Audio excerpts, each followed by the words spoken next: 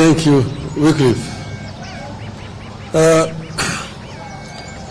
We have had a meeting with the Prime Cabinet Secretary and Cabinet Secretary for Foreign and Diaspora Affairs, my brother, Honorable Wycliffe Musalia Mudavadi, who led a team of government officials.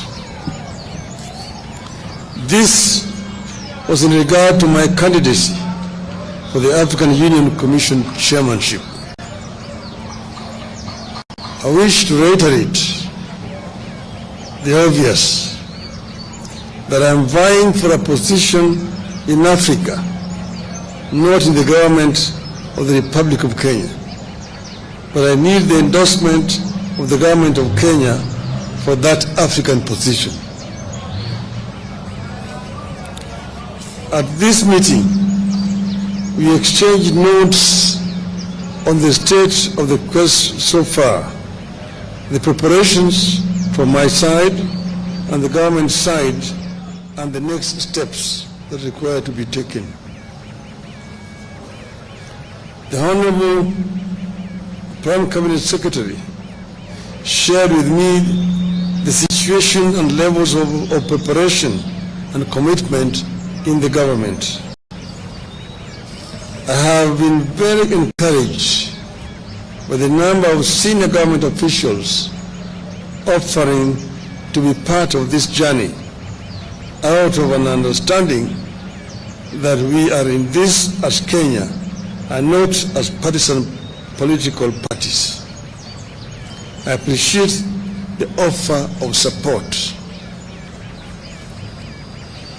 I shared with the government team the situation and my levels of preparation from outside the government. I assured the team that on my own, I'm making every effort, tapping into my experience, relationships, and understanding of the continent to win the support of as many nations as I can. With committed and proper coordination between my team and the government, we should be able to clinch the seat. We agreed that coordination and synergy are going to be critical as we embark on the next critical steps that include the submission of my application. We therefore agreed on the need for efficiency, the need to cut bureaucracy, and unveil a well-oiled and flexible joint effort going forward. Like all campaigns, plans emerge and change suddenly. Demands arise and change suddenly, and we need to be able to respond to them as suddenly as they emerge. We also agreed on the need to understand the sensitivities in this quest that include national, regional, continental, and global dimensions to this quest, and therefore the need to always act responsibly, bearing all these sensitivities in mind. Once again, I thank Kenyans and the government for the support and the promise to keep updating the country on the status of the race. As I conclude, I just want to say that I have been requested by many friends, because many people have been surprised and wondering how I came to this.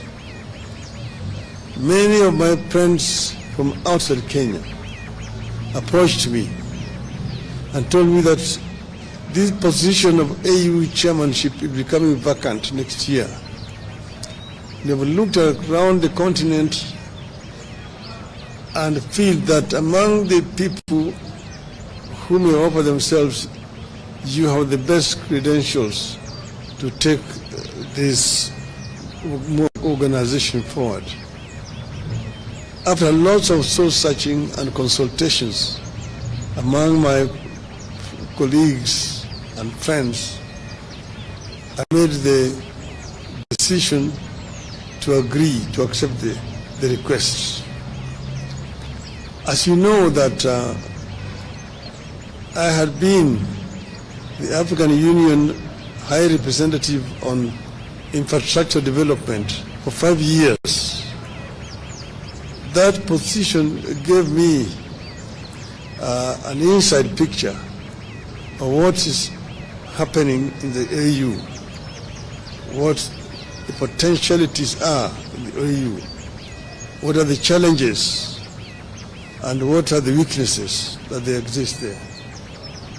I believe that I have sufficient knowledge and experience to be able to move the AU forward. AU is an institution that was founded by the founding fathers of our nation. And their dream was an Africa that was united, an Africa that was cohesive, an Africa that was developed. The development of Africa can only be done by Africans. I am myself a Pan-Africanist and an Afro-optimist. Afro-optimists as opposed to Afro-pessimists. Afro-pessimists are the people who have given hope in Africa, say that Africa is a lost cause, it's a condemned continent. Afro-optimists are those who believe in the ability of the African people to develop Africa. That Africa, the richest continent on the planet Earth in terms of resources, is also the poorest in terms of development. This is a paradox that we want to solve. We want Africans to be able to take charge of Africa. We want to expand the communication and trade among the African people. I was telling my brother here that when I was a student in Europe in the 60s, it was a nightmare to travel across the continent of Africa, of Europe. In Europe, to move from one country to the other, you needed a visa. And if you did not have a visa to transit in one country, they arrested you at the border and returned you where you come from. Today, you can travel across the whole of Europe, the Schengen visa.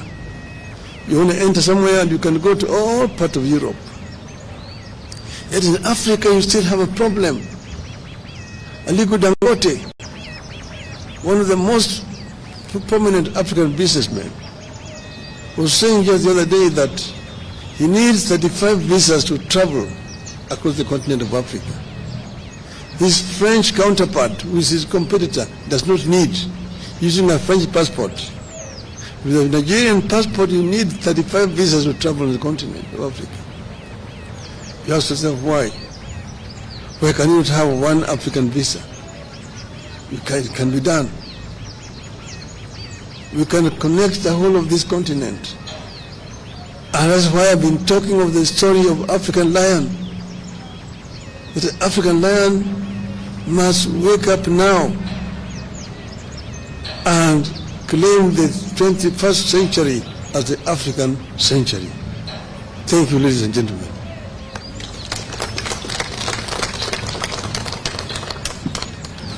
Thank you, the Right Honorable Raila Odinga.